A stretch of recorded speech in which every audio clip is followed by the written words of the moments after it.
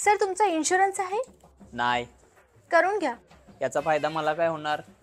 Sir in future तुमचा accident झाला तर तुमचा दवाखान्यातला सगळा खर्च आमची कंपनी देणार. आणि ॲक्सिडेंट मध्ये मी मेलोच तर? मग लाईफ इन्शुरन्स करा, मेल्यावर पण सगळे पैसे मिळतील. मग लाईफ इन्शुरन्स करून ॲक्सिडेंट मध्ये मी मेलोच नाही तर? मग एक काम करा, दोन्ही इन्शुरन्स करा. दोन्ही इन्शुरन्स करून ॲक्सिडेंटच झाला नाही तर? हे बघा सर, मृत्यू एक दिवस येणारच आहे. तुम्ही मेल्यावर तुमचे सगळे पैसे तुमच्या बायकोला मिळतील. माझ्या अगोदर माझी बायको मेली तर? कसला माणूस आहे हा, बायकोला पण मारतोय. बरं एक काम करा सर, तुमच्या बायकोचा पण इन्शुरन्स करून घ्या. तुमची बायको मेल्यावर त्यांचे पैसे तुम्हाला मिळतील.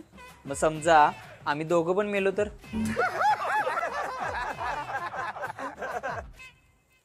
सर थोडा विचार करा, तुम्ही मेल्यावर तुमच्या बायकोला कोण सांभाळणार? माझं मोठं पोरग. सर एक काम करा, मला तिकडून तुम्ही ब्लॉक करून टाका.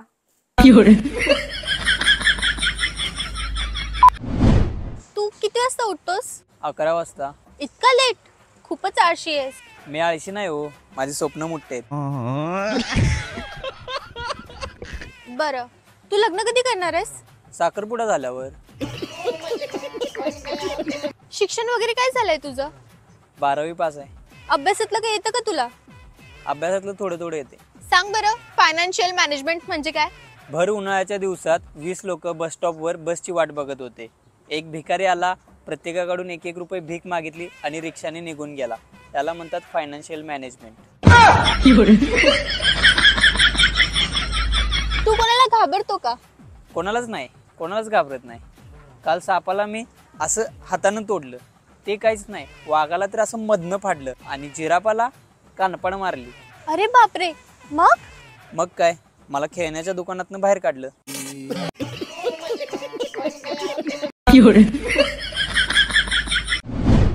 तुला कसा मुलगा आवडेल? मला कष्टाळू आणि अभ्यासू मुलं आवडतात. कष्टाळू आणि अभ्यासू? मी लई कष्ट घेतले. माझी परिस्थिती नव्हती. पावसाळ्याचे दिवस होते, पाऊस खूप पडायचा आणि त्याच्यामध्ये वीज पडायची ना, त्या विजेच्या उजेडामध्ये मी 4-5 धडे वाचायचो. नंतर पावसाळा संपला, आता काय करायचं? मग मी दगडावर दगड आपटून ज्या ठिणग्या निघतात ना, त्याच्या उजेडाखाली अभ्यास केलाय. पण मी अभ्यास आणि कष्ट घ्यायचं नाही सोडलं. नंतर अभ्यासाचा लोड इतका झाला की दगड आपटायला वेळ मिळत नव्हता. मग मी एक वही जाळली आणि त्याच्या उजेडामध्ये मी 5-6 धडे वाचून काढले. पण मी अभ्यास आणि कष्ट करायचं नाही सोडलं. नंतर वह्या संपल्या जाळून जाळून. आता काय करायचं? मग मी काजवे पकडले आणि बरणीमध्ये कैद केले आणि त्या काजव्याच्या उजेडावर मी अभ्यास केला. अरे मग एवढाच अभ्यासाचा शौक होता तर दिवसा अभ्यास करायचा ना. मग तू कॉलेजला का जात नाहीस? अगं एकाच शब्दाचा अर्थ प्रत्येक शिक्षक वेगवेगळा सांगतात. बायोलॉजीचं सर म्हणतात सेल म्हणजे पेशी, इकॉनॉमिक्सच्या मॅडम म्हणतात सेल म्हणजे विक्री, फिजिक्सचे सर म्हणतात सेल म्हणजे बॅटरी, इंग्लिशच्या मॅडम म्हणतात सेल म्हणजे मोबाईल फोन. म्हणून मी कॉलेजच सोडलं. जिथं 4 शिक्षकांमध्ये एक मत नाही तिथं शिकून काय उपयोग? खरा अर्थ तर तवा कळाला जेव्हा मम्मी म्हणाली सेल म्हणजे साड्यांवरचं डिस्काउंट. बरं तुला 10वीला किती पर्सेंटेज पडले? त्यावरून समजेल की तू अभ्यासात किती हुशार होता. 35% काटावर बस. 35? मला 99 होते. मला एक विचारायचं होतं, जहाजाचा शोध मुलांनी लावला, कॉम्प्युटरचा शोध मुलांनी लावला, बल्बचा शोध मुलांनी लावला, चाकाचा शोध मुलांनी लावला. मग हे 99% घेऊन जातात कुठे मुली?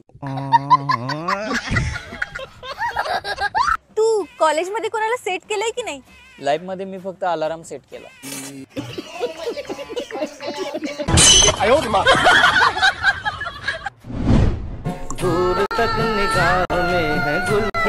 अरे आमच्या गणिताच्या मॅडम. नमस्कार मॅडम. नमस्कार. नमस्कार. अरे तू इथे राहतो? हो इथेच राहतो. बरं इथे भाजी मंडी कुठे आहे जवळपास? मी आता इथे राहायला आले. इथलं काय माहित नाही ना. इथून सरळ जा, 2 रोड दिसतील. एका रोडला X माना, एका रोडला Y माना. काय मानायचंय ती माना, पण ह्यो रोड सोडू नका. पायथागोरसचा थेरम वापरून पहिल्या बाजूचा वर्ग अधिक दुसऱ्या बाजूचा वर्ग बरोबर करणं याची जी किंमत येते तेवढ्या डिग्रीने आपल्याला टर्न मारायचं. Sine theta plus cos theta हे गुणसूत्र वापरून पावले टाकत जा आणि 200 मीटर मध्ये किती पावलं होतील ती मोजा आणि त्याला 3.5 ने गुणा करा आणि चालत राहा. समोर मच्छी मार्केट आहे, तिथे एक नाला आहे, त्या नाल्यावरून तुम्हाला उडी मारायची आहे. पळत येऊन 8.5 प्रति किलोमीटर वेगाने तुम्हाला उडी मारायची. -4.3 अधिक 2.5 कंसात 80 डिग्री अँगलने तुम्हाला बेंड व्हायचंय. समोर बाजारपेठ आहे, आज बाजार नसतोय, त्यामुळे तिथल्या भाजीपाल्यांना आपण एक्स मानू. जर मुलांनो तुम्ही मन लावून अभ्यास केला तर तुमच्याकडे मोठमोठ्या गाड्या असतील, बंगले असतील. मग मॅडम तुम्ही मन लावून अभ्यास नाही केला? केला बेटा? मग तुम्ही का रिक्षात नाही येताय?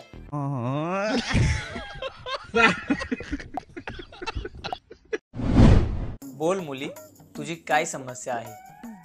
बाबा, माझा नवरा माझ्यासोबत खूप भांडतोय. मी असं ऐकलंय की तुम्ही आजपर्यंत लाखो लोकांचे भांडणं मिटवली. प्लीज माझी पण मदत करा.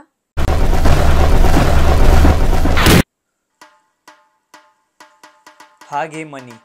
जेव्हा तुझा नवरा कामावरून घरी येतो तेव्हा हा मनी तू तुझ्या दाढेखाली दाबून धरायचा. दाताखालून मनी बाहेर आला नाही पाहिजे, नाहीतर भांडण होत. 7 दिवसानंतर. थँक्यू बाबा. या जादुई मणीचा खूप फायदा झाला. या 7 दिवसामध्ये आमचे एक पण भांडण नाही झाले. फायदा जादुई मनीचा नाही तर तोंड बंद ठेवण्याचा झालाय.